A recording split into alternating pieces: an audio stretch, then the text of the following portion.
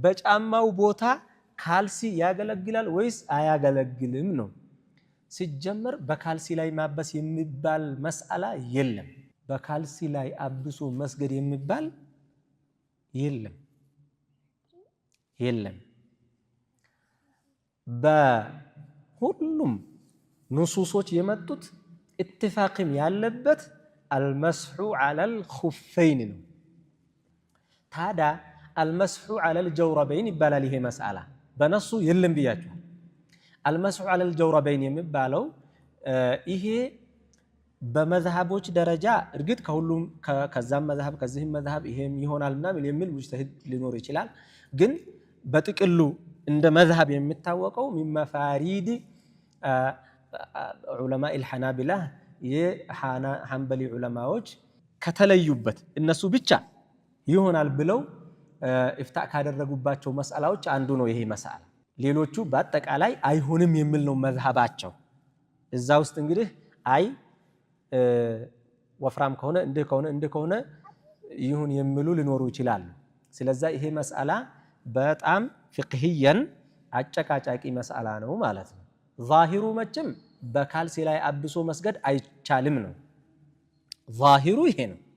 ዛሂሩ በካልሲ ላይ አብሶ መስገድ አይቻልም የሚል ነው የሚሻለው። ብዙ ከኛም መዝሃብ ያሉ አይጠፉም ይቻላል የሚለውን፣ ግን አይቻልም የሚለው ነው የሚሻለውና መረጃው የሚደግፈው። ምክንያቱም በጫማ ላይ ማበስ በሽፍን ጫማ ላይ ማበስ ሲባል አንደኛ ኹፍ የሚለው ሽፍን ጫማ ነው። ኹፍ የሚለው ለዚህ ለካልሲ ስም ሊሆን አይችልም። ወይም ኹፍ የሚለው ቃል ካልሲ የሚባለውን ነገር ሊያስገባው አይችልም። ስለዛ መረጃው በሱ ላይ አያሳይም ማለት ነው። እሱን ይሄንኛውን እንደገና ጫማን ማውለቅ መልበስ ስለቸገረ ነው። ካልሲን ማውለቅ ማልበስ አይቸግርም። ምክንያቱም ካልሲው በጫማ ላይ ነው የሚለበሰው ሲጀመር። ሰውየው ካልሲውን ባያወልቅም ጫማውን አውልቆ ነው ካልሲው ላይ የሚያብሰው። ጫማ ማውለቅ እንዳይቸግርህ ተብሎ ነው የተባለው። አወለቀ ጫማውን አላጡላ አውልቆታል ጫማውን። ስለዛ ይቸግረኛል ሲል የነበረውን ነገር አደረገው አልቸገረኝም እያለ ነው። ጫማዬን ማውለቅ አልቸገረኝም ብሎ አወለቀው። ታዲያ ጫማውን ማውለቅ ያልቸገረው ሰው ካልሲውን ማውለቅ ለምን ቸገረው ነው። ሲቀጥል ካልሲው እንደ ጫማ አይቆጠርም። ሰውየው ከቤቱ ሲነሳ ካልሲውን ብቻ ለብሶ መጥቶ መስጂድ ገብቶ ሰግዶ በዛው ወደ ቤቱ አይመለስም። ስራም አይሄድበትም። ጫማ ሳይለብስበት በካልሲው ብቻ አይንቀሳቀስም። ሲቀጥል አሁን ሰው በካልሲ ላይ ያበሰ እየሰገደ ነው ብለዋል። አዎ በካልሲ ላይ አብሰው እየሰገዱ ነው።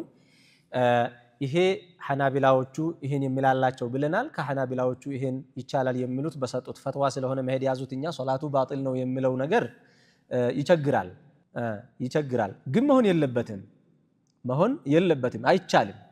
አይቻልም። ሰውየው ካልሲውን ጧት ፈጅር ውዱ አድርጎ ይለብሰዋል። ይሄን የሚያደርጉ ሰዎች ራሳቸው በነገሩኝ ነው። ይሄ ይለብሳል። ለዙህርና ለዓስር በካልሱ ላይ ያበሰ ይሰግዳል።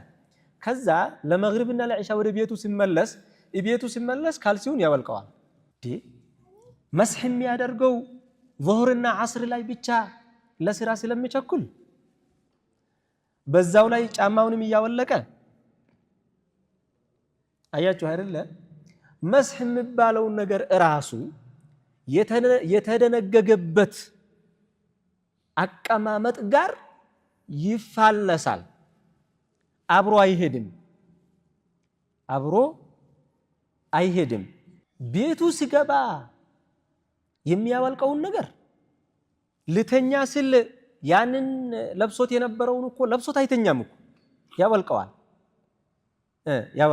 አልጋው ላይ ሲወጣ ያወለቀው፣ ለሶላት ግን ሲሆን አላወልቀውም ማለቱ በተለይ ጫማ እየወለቀ ስለሆነ እየታበሰ ያለው መስሕ ዐለል ጀውረብ በካልሲ ላይ ማበስ ይቻላል ከማለት አይቻልም ማለት ነው ዛሂሩ ወላሁ አዕለም።